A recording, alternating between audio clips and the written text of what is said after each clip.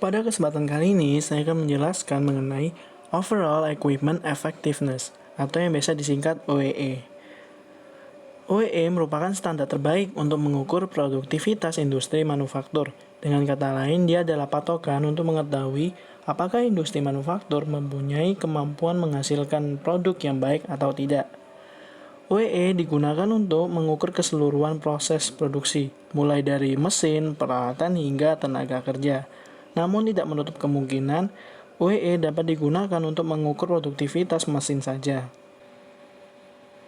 OEE merupakan single best metric atau alat ukur terbaik untuk menyatakan ukuran tentang satu hal.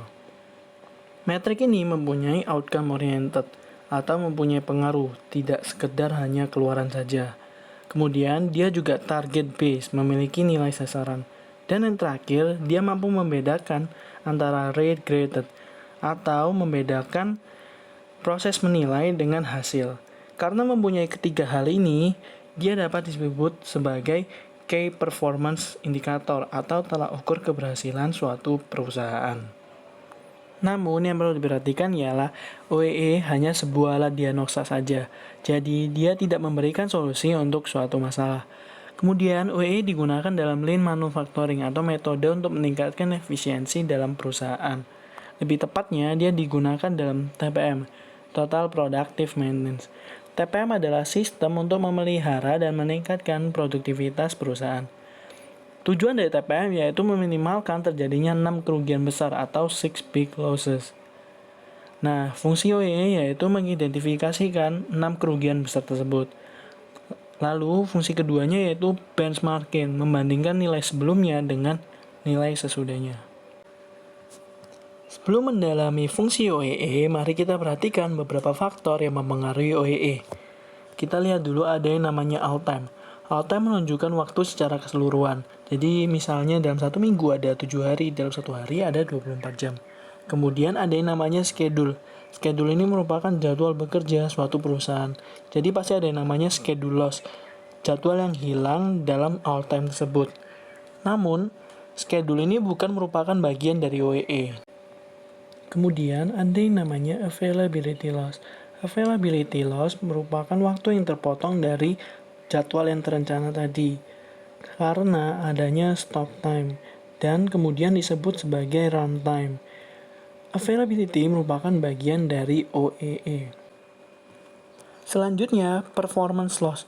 Performance loss merupakan ketidakmampuan perusahaan untuk menghasilkan produk dalam waktu runtime.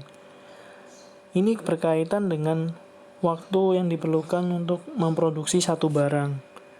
Performance termasuk bagian dari OEE. Yang terakhir yaitu quality. Quality ini berkaitan dengan kualitas barang yang dihasilkan. Jadi bila ada barang yang rusak, dapat dikategorikan sebagai quality loss. Quality juga termasuk bagian dari OEE. Ketiga faktor tersebut berhubungan dengan 6 kerugian besar. Dapat kita lihat pada tabel berikut ini. Kerugian pertama yaitu equipment failure atau kerusakan peralatan. Kerusakan ini dapat dikategorikan sebagai sesuatu yang tidak direncanakan. Kemudian yang kedua, setup and adjustment, artinya perbaikan dan pengaturan. Ini dapat dikategorikan sebagai sesuatu yang direncanakan. Tentunya, kedua hal ini membutuhkan waktu, sehingga proses produksi dapat terganggu. Dan kedua hal ini termasuk dalam kategori availability loss. Yang ketiga, yaitu idling and minor stops, artinya ada kesalahan kecil yang perlu diperbaiki dalam waktu yang singkat. Misalnya ada material yang nyangkut. Lalu yang keempat yaitu reduce speed. Artinya adanya pelambatan kecepatan untuk memproduksi satu barang. Ketiga dan keempat ini termasuk dalam bagian performance loss. Yang kelima yaitu process defects. Artinya produk yang dihasilkan itu cacat atau rusak. Dan yang terakhir yaitu reduce yield. Artinya tidak bisa memaksimalkan jumlah produk karena masalah starting yang membutuhkan waktu yang lama, seperti pemanasan mesin dan sebagainya. Kelima dan keenam ini termasuk dalam bagian quality loss. Untuk lebih jelas, mari kita perhatikan rumus OEE berikut ini. OEE dapat dicari dengan cara mengalihkan availability dengan performance dengan quality dan hasilnya dalam satuan persen. Lalu, bagaimana suatu perusahaan itu dapat dikatakan memiliki produktivitas yang baik? Maka inilah jawabannya.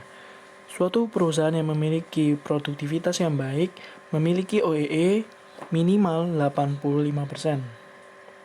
Setelah mengetahui rumus OEE dan standar OEE, maka kita perlu tahu cara meningkatkan OEE.